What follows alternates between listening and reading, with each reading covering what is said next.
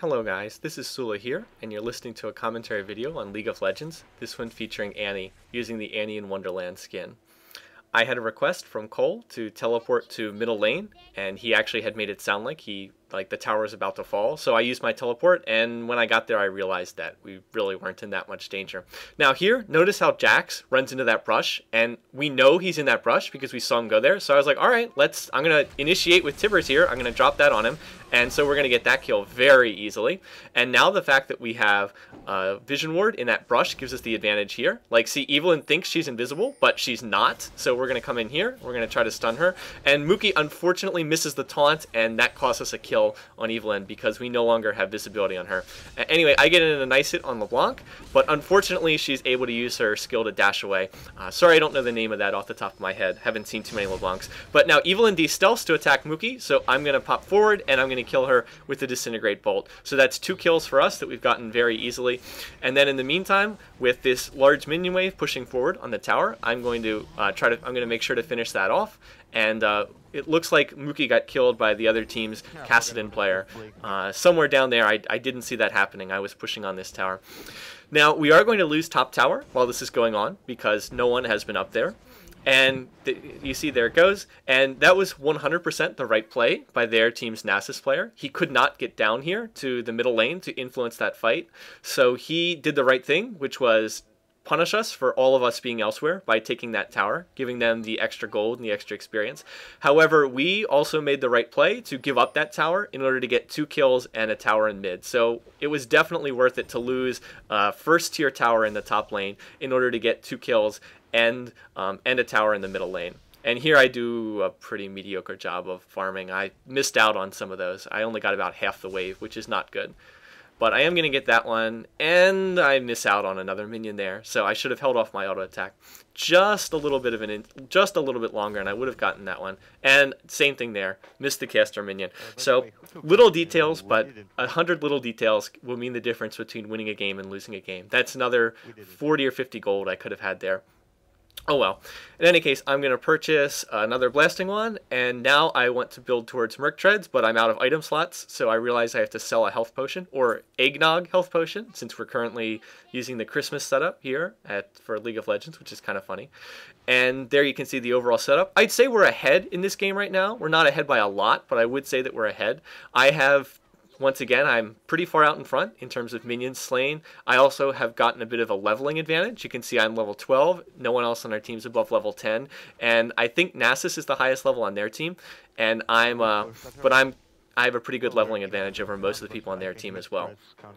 What's probably going to be key next big fight is likely going to be a dragon fight. I believe that their team got the first dragon, but we're hoping to get the next one when it shows up. I wasn't involved in whatever was going on over here earlier because I was farming the top lane, but now we've sort of moved a little bit out of the farming stage, and we're getting closer into the team fighting stage of the game. So we are going to start looking to push lanes, group up into group teams of 3, 4, or even 5 people in order to push lanes and start trying to get towers, that sort of thing. I'm not using my spells here because I'm trying to hold a stun up just in case that we would get involved in a team fight here. And let's see, we have 4 people here. I think that our goal here was to push this lane with the 4 of us here. The one thing that I didn't agree with was, if you look there, Cole says he's going mid, and I don't agree with that play. If you look here, what exactly is the reasoning for Cole to go mid? You can see Mookie is already middle lane, and since he is Shen, he can ult into any team fight. So now when we initiate on this team, we're going to be missing Cole, and that would have really helped if we had him. So now the enemy team's Kassadin is focusing me, and I'm taking tower fire the whole time, which is unfortunate. That's not the situation we want. Would have been better if someone else had been tanking that fire, but I guess I was the first one to use a spell. So now Mookie ults in, but look where Cole is. Cole is just up in top lane, and he's not in this fight at all. Seirun's going to get in a pretty good ult here, although he does take tower fire, but he's going to take out the Evelyn, and then he's going to get taken out in turn. And then the enemy team's LeBlanc is going to get credit for it. And then I think Brave Surf's going to get taken out down there. Now Cole is finally here and in the fight, but now it's a 3 versus 2, and it's already too late. And so he's going to end up doing Very little in that fight.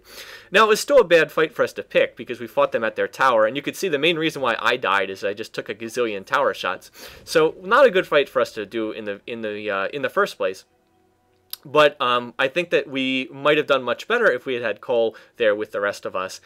He going off to the middle lane in that situation, I think, didn't make a lot of sense. So that would have been a little bit of a better play. But as I said, not a good play from us in the first place. And then with all of us back healing, Nasus is going to push on our tower, and I use teleport to go and protect it. It's probably a waste of teleport. I probably should have just saved that. Don't think that was really worth it in the end, but in any case, done is done. I did use it there, and in any case, that it does keep our tower alive, although relatively low. Here, Sarun's going to help me get blue. He's going to use his smite.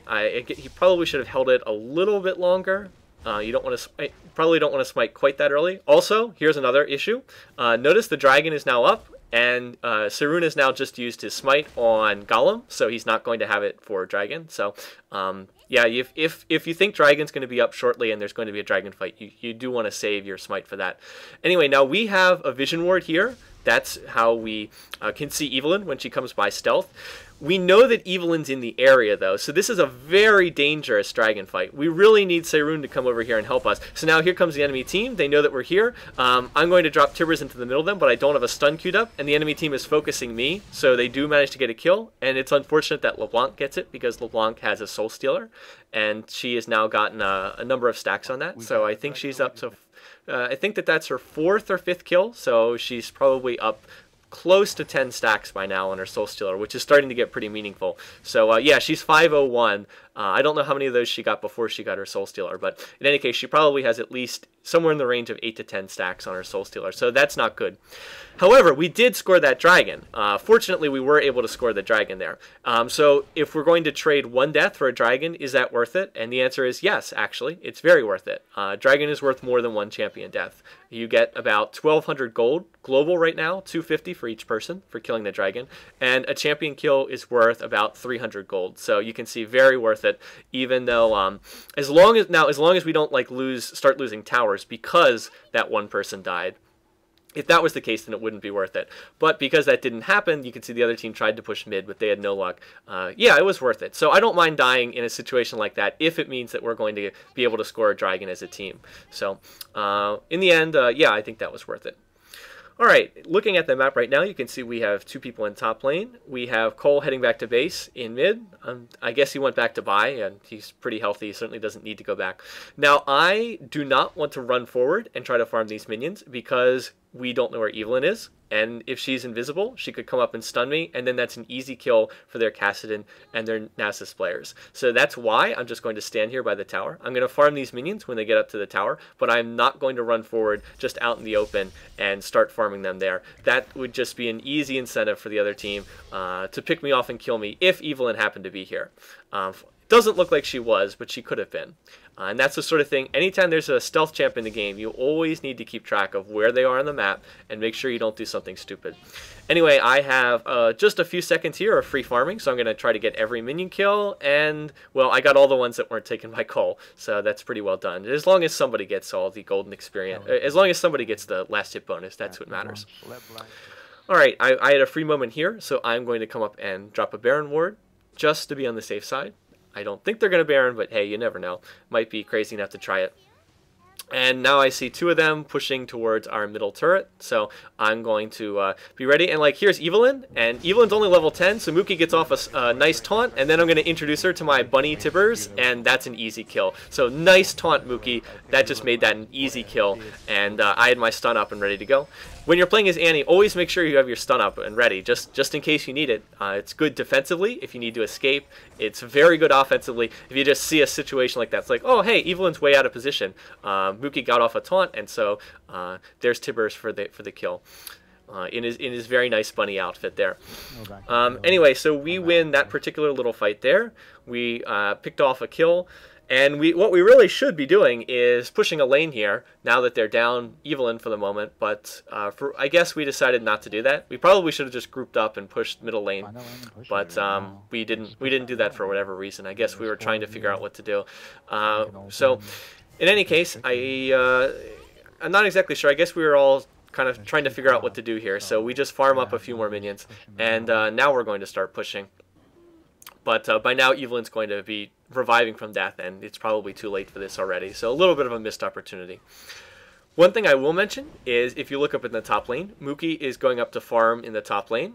And this is a good play for us because Mookie is playing as Shen. And with Shen's ultimate, he can always join us at any point in time, no matter where the fight is. Like here, I get in a stun on LeBlanc. I don't have Tibbers up, and we were able to do a lot of damage, but Brave Surf misses the barrel toss, and she limps away with very little health left. Just a little bit better placement on that barrel, and that would have been another kill for us, which would have been key because it would have cost her some of her Soul Stealer stacks if we had gotten that, but oh well. So forcing a fight here would be to our advantage because right now LeBlanc is off healing. LeBlanc has to go heal since she's, since she's got like 1% of her health left. And if we force a fight here, it'll be 4 of us, and then Mookie can ult in, and we'll have likely a 5-on-3, and that's a pretty good advantage. That's probably enough of advantage to at least start pushing on that tower. Cole playing as Sivir. Sivir is a great pusher. Cole could at least start pushing on that tower, but we don't take advantage of that opportunity. And then Sarun decides he's going to go over to bottom lane and start farming that. So another missed opportunity there. Just trying to give those of you who are watching some ideas. When you get in a situation that feels a little bit like a stalemate like this, you can try to do different things to try to give yourself the advantage. So anyway, everybody else heads off. Cole goes to farm some of the neutral minions in our jungle, which is a good decision. And so like right here, out comes LeBlanc. She gets off a snare on me, and then Cassidon's going to blink forward and try to silence me. So they get in some good damage, but they're not able to finish me off. And it goes to show how even coming that little bit forward was dangerous for me in that situation.